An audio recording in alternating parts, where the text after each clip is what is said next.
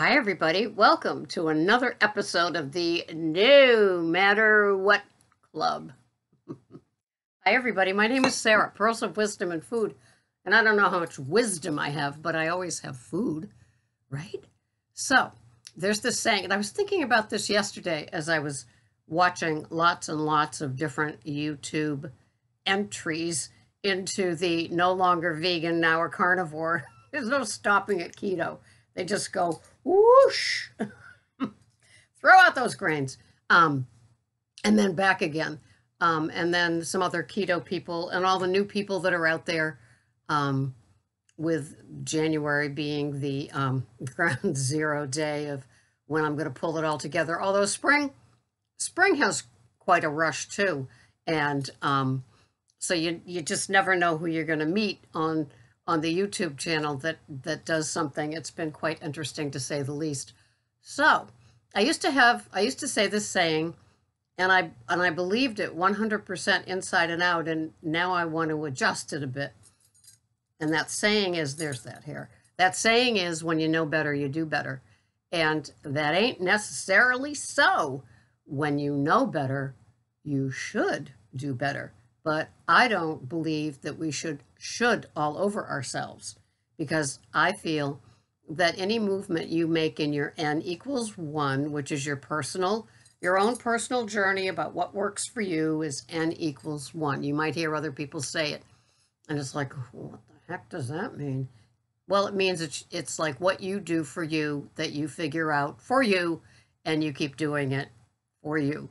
No matter what the chatter and the want is all around you, no matter how many videos you watch of these little 6-packs, 8-packs, and everything else, of how I went from a beer keg to a 6-pack, and I just happened to have left my shirt off while I do this video. Do I belong in the same camp as them? I don't think so. This channel is for older people who keep doing what they do.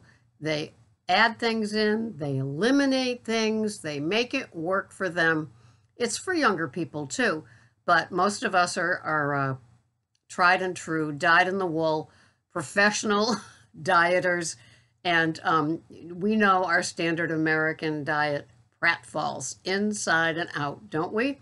So yes, you should do better, but that's awful. Haven't we already had a lot of that, and the challenges and the competition and all of that stuff? Some of us never leave high school or junior high or middle school with that feeling of, can we ever measure up to her? And can we? Should we? Aren't we different? Maybe working on accepting ourselves. And I don't mean accepting ourselves in that sense of like, I weigh 150 pounds more than I should, and I'm going to accept myself, that sort of thing. But the, okay, I wanted to get down to, and you have your little number in your head. You wish it was on the scale, but it's not. And so you have your little number in the head, and you're 25 pounds above it, and your age begins with a 6. It's like, really, you gave up the sugars, the grains, the seed oils. You're even working on giving up diet soda, artificial sweeteners. You stopped chewing gum way back when. There's so many things you've already done for the good for yourself, right? You weigh now, you measure. You've had some loss, but a lot of the things haven't, the scale hasn't changed that much for a while. And it's like, we're getting older. And no, I don't like to look at it like, it's like, you're done, sister. You're done. No more. Just give it up. Be happy to be where you're at. There is a part of that I think of, tomorrow's my weigh-in day. I've not weighed for a month. Of course, it's easy to say that now. I haven't weighed myself yet, but you never know. And, I know that I doubled my protein a few months ago. I finally listened, I finally heard what I was listening to. Do you understand the difference? I listen to a lot. Do I hear it? Sometimes. That's where the should comes in. Oh, maybe I should. Well, it's like my pizza. I'm not giving up my keto pizza. After all I've been through, this is what I do. It's my sanity, along with my Xyla, XYLA, and my coffee. It does not trigger me to want more sugar in anything during the day. It's just what it is. It's no different than me cracking open the mineral water and saying, well, if I remove the salt, well, I'm not going to remove the salt or the sodium, right? And so I have what I have, and I enjoy it. And I was just, it's funny. I like a certain name brand perfume, and then all the little ones that, all the different scents that they have.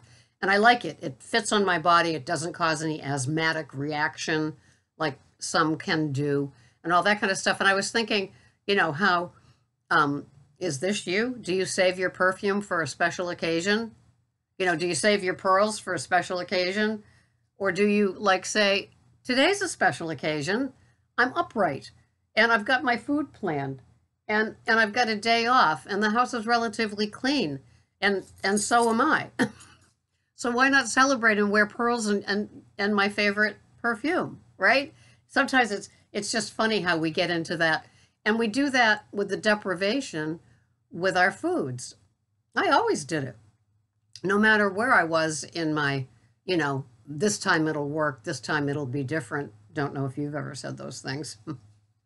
But, and then you decide, you know what? And I don't mean cheating on your keto food plan or your carnivore food plan. I mean just enjoying it for what it is. You have a favorite meal and you think to yourself, well, I shouldn't have that 2 days in a row. Or you like beef and every day, and when you have beef, you sleep like a baby. You feel better, your digestion is better, and you say, but I shouldn't have beef every single day. I should have 6 ounces of haddock instead.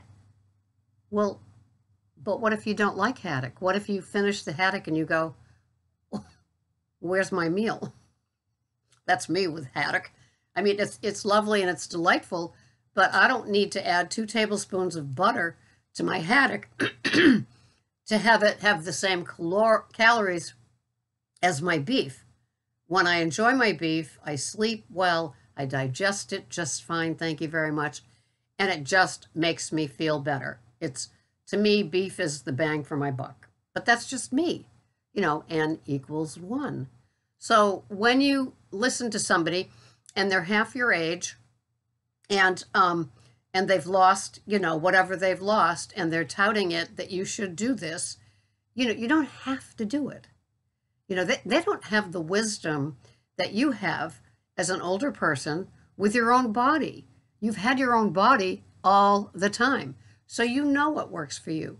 For some people, in clients that I work with, and I work with some month after month after month, they're discovering stuff 4, 5, 6 months down the line that okay, I did that. It worked. I felt great. The scale moved. I was satiated. Why don't I go back to that? I'm listening to all of these people that say you should, you must, you need, and it's making me that SHI crazy. You don't have to be crazy by other things. Some people ease into, 2 meal a day from 3 or 1 meal a day from 2, or they ease into carnivores. They become kind of carnivish. We all have our past that we're on. And if it works for you, do it. If not weighing and measuring works for you, well, enjoy that. You're lucky. I'm a card-carrying food addict, so I know that I'm going to get slippery with heavy whipping cream, butter, ghee, probably beef. And so I do weigh and measure those things because I need to be careful. And does it make any difference at the end of the day? Not to anybody else, but it does to me, because it just does. It just is a discipline and a structure that makes me feel safe and going to bed abstinent. So when I wake up in the morning and I ask my higher power for another day of food abstinence, I know what I mean because I had that food abstinence yesterday. There are tons of things that I should do. Probably I should have liver. Probably I should give up the keto pizza. Probably, that's my keto-fied thing. I probably should give up Zyla, but I'm not right now. But I have given up things along my keto journey that when I was ready, I was ready. There was nothing stopping me. I was happy to do it. I didn't do it because somebody else told me I needed to. There were no white knuckles here. It was just, I was done with whatever that was, and I was moving on. Gum, for example. Or moving on from low carb, high fat to keto, to moving on to keto under 20, to keto under 10, to sometimes keto under 5. And I could have one of those days coming up. So what am I having today? Well, this is when I pull out the keto won't make you speak better. This is the chronometer. I use it every day. It makes me feel accountable. It's what I use with my clients because I feel that the structure of the day to day to day, no matter what, is sometimes more important than the items that you're having. Although next tier is the items that you're having, because sometimes we keep having foods that, who knows, they could have seed oils in them, they could have artificial sweeteners, especially ones that might not mix with your body composition and your body says so. So today, my calories are 1,285 calories. Tomorrow, my protein is 80.3. That is perfect for me. My carbs are 4.7. My fats are 103.4. And what am I having? Well, I'm having 8 ounces of pot roast shredded, chuck roast, on 85 grams of Trader Joe's organic baby lettuces. I am having 50 grams of Daisy sour cream in little drops on the bottom of the plate. I am having 20 grams of macadamia nut oil, 5 grams of Fourth and Heart ghee, pink Himalayan flavored, as the dressing.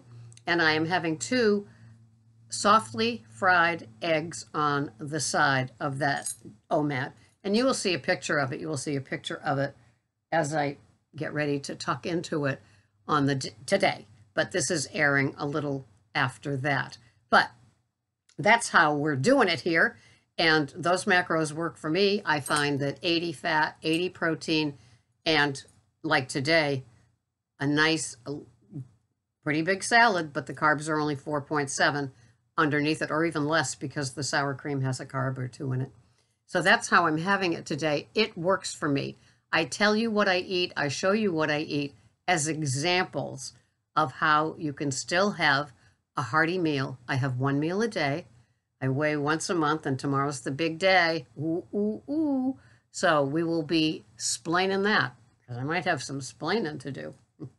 I will see you the next time. Thank you so much for watching. And if you need my help, ketocoachingsarah.com. If you want to make a contribution to this silly little channel for the operating expenses, it is, you go into my cover page with the About, you click on the About, you click on the PayPal, and you contribute. That's how easy that is. Thank you so much for watching. This has been great. Thank you. I don't want to be a pickle, a turtle, a snowflake, or a member of the No Matter What Club without you here. Thank you so much. I will see you the next time. This has been Sarah, Pearls of Wisdom and Food with Keto. Today it's under 5 total. Bye-bye.